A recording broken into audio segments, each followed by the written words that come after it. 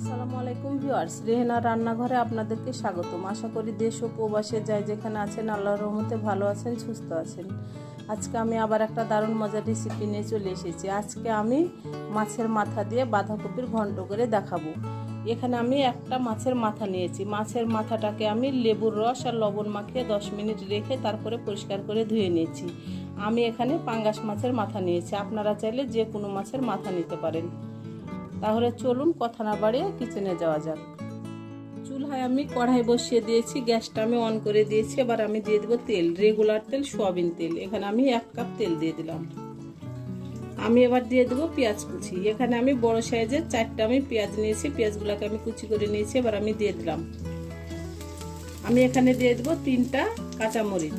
কাঁচামরিচগুলোকে আমি এভাবে আমি দুভাগ করে নিয়েছি। আমি এবার পেঁয়াজটাকে হালকা ব্রাউন কালার করে ভেজে নিয়ে ফিরে আসছি। পেঁয়াজটা আমার হালকা ব্রাউন কালার হয়ে গেছে। এবার আমি দিয়ে দেব রসুন বাটা। এখানে আমি 1 চামচ রসুন বাটা দিয়ে দিলাম। এবার আমি রসুনটাকে 20 থেকে 25 সেকেন্ড ভেজে নেব, তাহলে রসুনের একটা যে কাঁচা গন্ধ আছে সেটা চলে যাবে। রসুনটাকে আমি 20 থেকে 25 সেকেন্ড ভেজে নিয়েছি। এবার আমি দিয়ে দেব অল্প করে পানি। এবার আমি দিয়ে দেব গুঁড়া মশলা। এখানে আছে লবণ স্বাদ অনুযায়ী, হলুদের গুঁড়া 1/2 চামচ, মরিচের গুঁড়া 1 চামচ, ধনিয়ার গুঁড়া 1 চামচ। আমি গুঁড়া মশলাগুলো দিয়ে দিলাম। এবার আমি গুঁড়া মশলাটাকে 2 থেকে 3 মিনিট কষিয়ে নিব। গুঁড়া মশলাটাকে আমি 2 থেকে 3 মিনিট কষিয়ে নিয়ে ফিরে আসতেছি। গুঁড়া মশলাটাকে আমি 2 থেকে 3 মিনিট কষিয়ে নিয়েছি। এবার আমি দিয়ে দেব মাছের মাথা। আমি এখানে মাছের মাথাটা কষিয়ে রান্না করব, আপনারা চাইলে এটা ভেজেও রান্না করতে পারেন। আমি এবার মাথাটাকে ভালো করে 5 মিনিট আমি কষিয়ে নেব। মাছের মাথাটাকে আমি ভালো করে 5 মিনিট কষিয়ে নিয়েছি। এবার আমি দিয়ে দেব বাঁধাকপি। বাঁধাকপিটাকে আমি কেটে ধুয়ে পরিষ্কার করে নিয়েছি। আমি দিয়ে দিলাম বাঁধাকপি। এখানে আপনার একটা বাঁধাকপির অর্ধেক আছে। এবার বাঁধাকপিটাকে আমি ভালো করে নেড়ে চেড়ে দেব।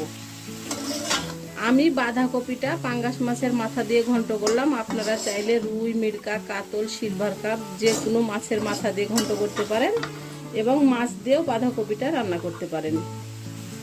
আমি আবার ঢাকনা দিয়ে ঢেকে 5 মিনিট আমি রান্না করে নেব। 5 মিনিট পরে আমি ফিরে আসতেছি।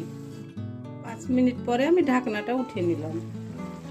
5 মিনিটের মধ্যে আমি একবার নেড়ে চেড়ে দিয়েছিলাম। আমার বাঁধাকপিটা খুব সুন্দরভাবে কষানো হয়ে গেছে।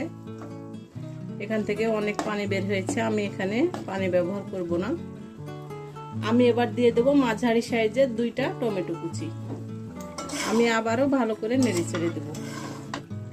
আমি আবারও ঢাকনা দিয়ে ঢেকে 5 মিনিট রান্না করে নেব। 5 মিনিট পরে আমি ফিরে আসতেছি। আবারও আমি 5 মিনিট পরে ঢাকনাটা উঠে নিলাম। বাঁধাকপি থেকে অনেক পানি বের হয়েছে, এখানে আমি 1 ফোঁটাও পানি ব্যবহার করব না।